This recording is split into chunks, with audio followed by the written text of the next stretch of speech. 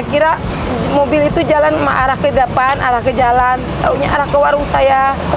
Dari situ langsung bruk, terus ada seor, suara genteng gitu, lampu mati langsung brok, bunyi jatuh gitu. Supir juga maunya nggak mau gitu loh, lewat jalan rusak, macet, nungguin jam. Bener. Siapa yang mau sih? Ya agak berat di konfliknya. Ya. Karena kan masa kita ngelawan saudara kita sendiri gitu. Itu ada yang muter laguku gitu pas demo anjir. Anjir pas di mobil yang mobil ada komando. Iya. Anjir. Ini untuk rumah tempat aku bernafas, belajar bekal untuk merasa. Utara dan nasib pantang pasrah, bertahan menjaga kuat semangat. Tahun-tahun kita merasakan ketakutan.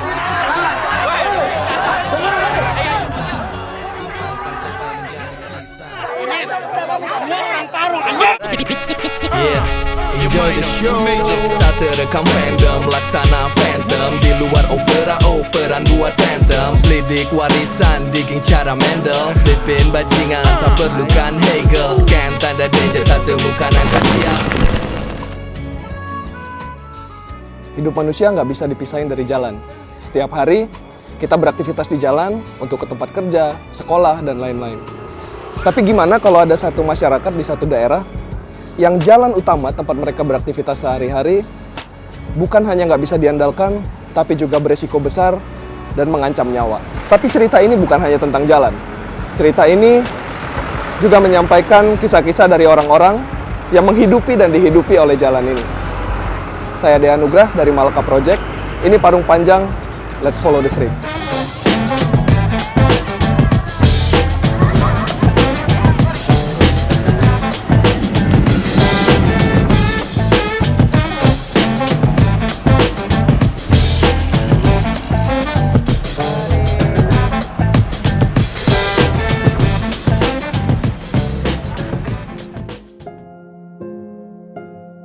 Mei 2024, hampir jam 11 malam, seorang kawan mengirimi saya video bangunan yang hancur lebur ditabrak truk. Berselang 3 hari, saya menemui korban kecelakaan tersebut, Ibu Ella, di depan rumahnya. Bangunan yang telah jadi puing itu, warung yang dibangunnya sejak awal 2000-an, satu-satunya sumber penghasilan keluarga. Maka, sekarang mereka tidak tahu bagaimana caranya menyambung hidup. Mereka hanya bisa menunggu sehari dan sehari lagi. Kan suaranya nggak jelas, habis nangis terus dari pagi. Nggak apa-apa. Sedih perasaan, was-was juga. Was-wasnya kenapa? Was-wasnya ya kedengar kruput gitu. Malam aja tidur nggak tenang gitu, nggak tenang gitu. Kejadiannya tuh gimana waktu itu Bu? Hari Sabtu itu Bu? Pas jam 9:15. Terus suara bilang orang seberang itu ganjel gitu kan. Ganjel teriak. Terus saya masih di kamar, saya kira mobil itu jalan arah ke depan, arah ke jalan, taunya arah ke warung saya. Barang langsung lampu mati, langsung brok, bunyi jatuh gitu. Ibu lagi di dalam kamar. Yang lagi di warung Bapak? Suami, saya teriak-teriak suami saya, tolong suami saya. Oh, Ibu dengar suara Bapak? Enggak, saya itu tolong karena suami saya tahu di dalam gitu. Jadi saya takutnya suami gitu, yang ketiba saya teriak, tolong suami saya gitu. Saya panggil, di mana gitu kan. Terus sampai nangis gitu, terus saya ambil duduk diri aja di situ. Diri juga udah nggak kuat gitu, kaki juga kayak gemeter gitu. Terus sampai berapa kali suami bilang ada di sini nggak kenapa baru saya agak tenangan gitu. Tapi Bapak ketimpa gitu nggak Bu? Ketimpa ininya nih, bahunya. Kena palang kayu Bu? Palang kayu. Ya Allah. Terus gimana Bu? Harus ke rumah sakit atau tadinya kan bawa ke klinik yang ini pada berdarah, ini darah sama ini juga tuh udah gitu. Kayak gini sakit. Kali itu kan apa sih urat ya. Kan saya bilang jangan dulu mau diurut, ntar nungguin ini minta tanggung jawab gitu. Betul. Dari tahun berapa Bu jualan di? Saya dari tahun 2003 jualan. Ini baru bangun warung, baru berbentuk begini 2016. Oh, udah berapa kali renov jadi sebesar ini tuh 2016. Rolling depan itu masih baru 2022. Oh, rolling door-nya. 2022 yang depan. Kulkas pun baru 2022. Belum lama semua. arisannya aja sama ini belinya ya sama ini. Saya kan pengen Sama Pak RT. sama istrinya pengen kulkas baru. Saya bilang arisan sehari 10.000 biar dapat nggak punya utang. Kebayang sih Bu, Iya. pasti apa ya, seketika gitu langsung. Iya langsung Facebook.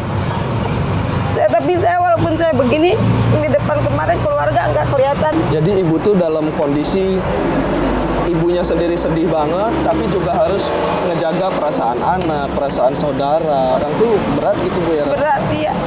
Saya dari pagi cuma ke sini masak nasi pun susah nggak. Maksudnya masalah itu gitu. Tapi lauknya kan susah karena nggak ada kompor. Walaupun saya biasa di kayu kalau masak lauk itu kan susah gitu. Karena kompor semua habis, rokok-rokok hancur, ada gepeng-gepeng. Kayak itu TV saya ditaruh di situ biar pihak perusahaan tahu bahwa di sini ada TV-nya. Yang saya pikir ini untuk sehari-hari ini selama ini dibangun untuk anak saya, apalagi suami belum cari gitu karena tangannya sakit itu. Selain ini diperbaiki juga untuk ngeganti pekerjaan yang hilang nih berapa hari ini Bu ya, pemasukan yang hilang Pemasukan gitu ya. itu, iya. Tapi sudah ada ini Bu ya, ada obrolan, ada janji gitu ya sama Udah. perusahaan. Bukan saya dari pagi saya tungguin, saya teleponin belum. Kan hari ini katanya datang dari wakil perusahaan.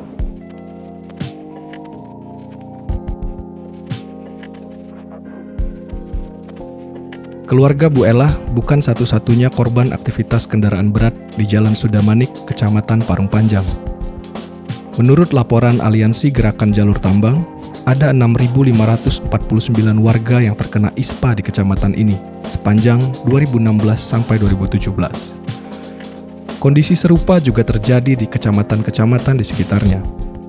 Ada warga yang mengalami kecelakaan fatal hingga kehilangan anggota tubuh, dan bahkan pada September hingga Oktober 2018, truk-truk tambang yang hilir mudik di 3 kecamatan ini telah membunuh 8 orang.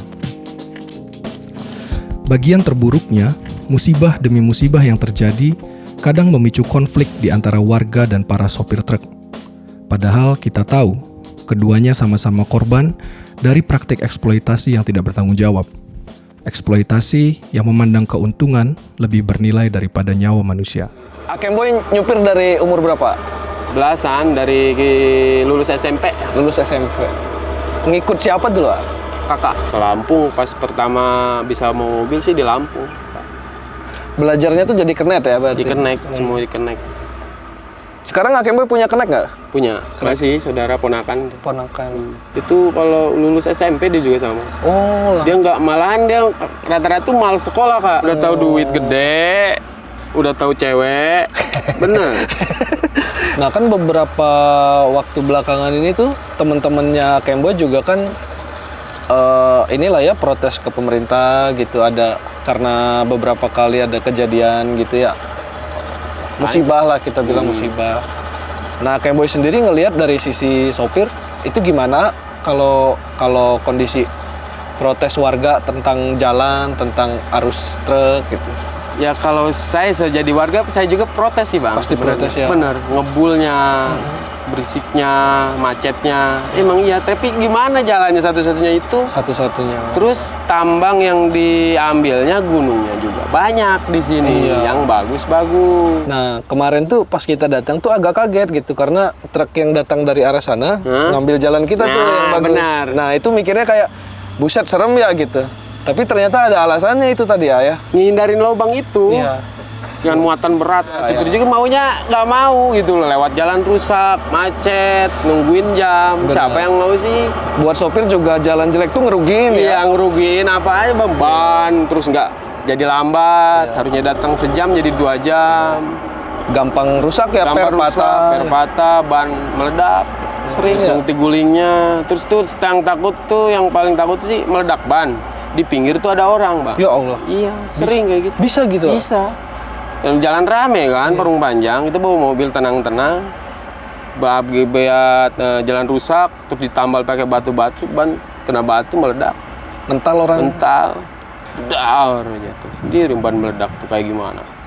Apalagi ban kawat, isinya berapa angin itu. Kalau nyenggol ini pernah nggak? Nyenggol kabel, nyenggol pohon, nyenggol apa gitu? Pernah dulu di mana ya? daerah Kulon lah intinya. Nggak di sini ya? Nggak di sini. Sampai jatuh kabel ke bawah ke aspal. Keseret gitu. Seret bak udah ketahuan, tahu-tahu kretek apaan tuh? Tahu-taunya kabel di ujung bak kan ada gini nih, jadi gini dia ngait. ketarik, ngait. Kirain bunyi apa lah gua gitu. Lah gua yang ngutusin kabel. Waduh, kabel yang paling gede bukan bening kabel kayak gini mah, yang gede itu loh. Anjir. Itu kalau harus ganti berapa tuh ya ke PLN? Ya? Puluhan juta kali itu bang. Anjir. Pokoknya malam tuh nggak ketahuan, langsung kabur kita. Akem Boy sendiri pernah kecelakaan nggak?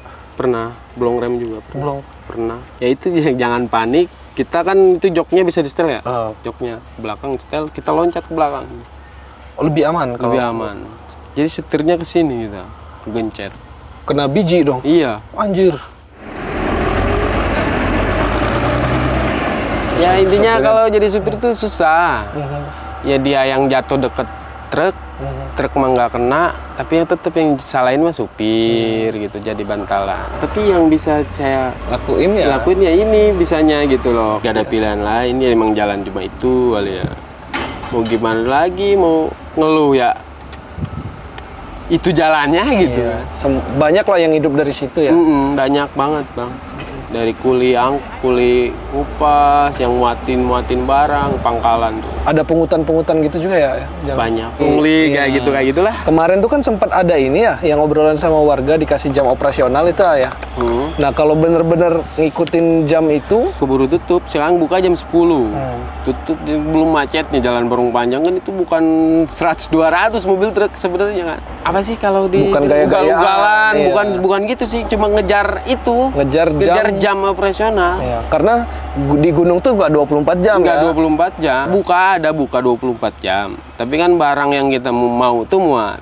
Nunggu gilingnya besok Iya, gitu. nggak bisa langsung. Nggak bila langsung. Sumbernya sini, jalannya itu satu.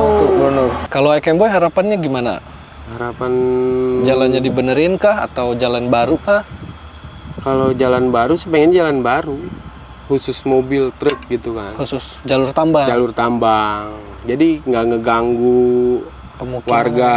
Itu bukan warga doang sih, kan supir juga punya keluarga ya. Bener. Punya anak yang sekolah, takut juga was-was. Bener. Sama mobil truk gimana gitu takutnya. Orang tinggal di situ juga. Iya, rata-rata tuh gak jauh.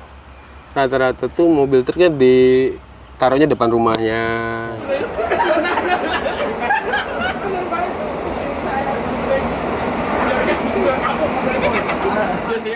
Iya.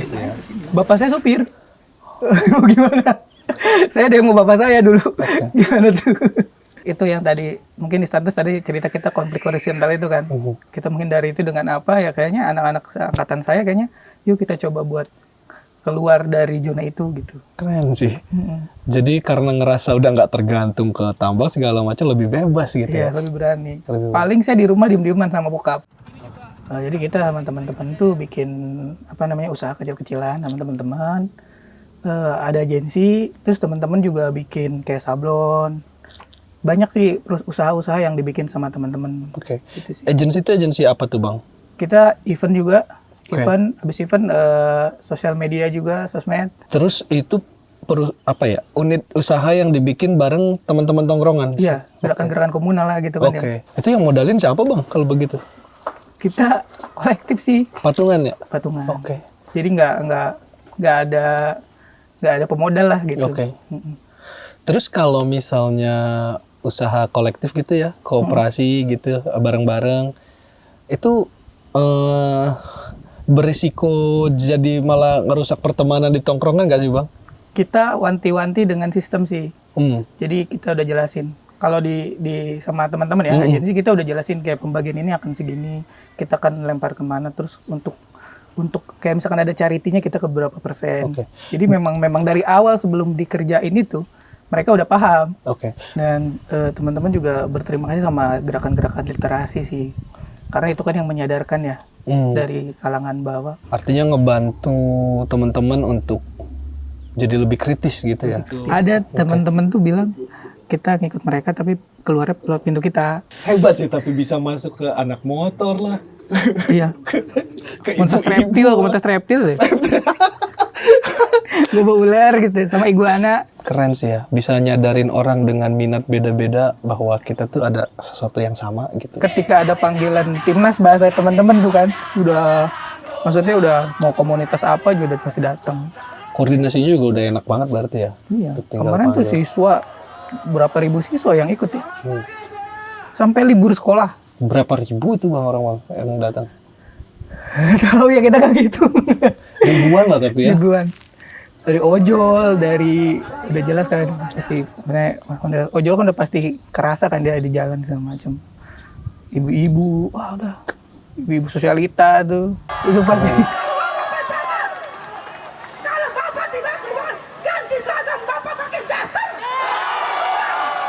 Nah balik lagi ke gerakan kolektif warga di sini bang, ada nggak sih end game atau tujuan gambaran akhir gitu yang Grand plan kebayang gitu kayak? Ya sebenarnya kan cita-citanya kan akhirnya kan ketika jalur tambang beres kan, mungkin di jalan ini akan bisa jadi operasional masyarakat kan. Sesederhana Itu sebenarnya. Kita pengen ngerasain jadi kayak warga Bogor gitu. Bahkan sampai ada peletakan batu pertama. untuk jalur khusus tambang. Tapi kita nggak tahu progresnya. Kemarin sempat ada mediasi ke DPR tuh. Akhirnya kayaknya pindahnya ke PUPR. Yang enggak akhirnya. Yang maksudnya yang ngegarap itu. Tapi nggak tahu juga progresnya sampai mana. Ngomongnya sih masih pembebasan terus dari tahun ke tahun.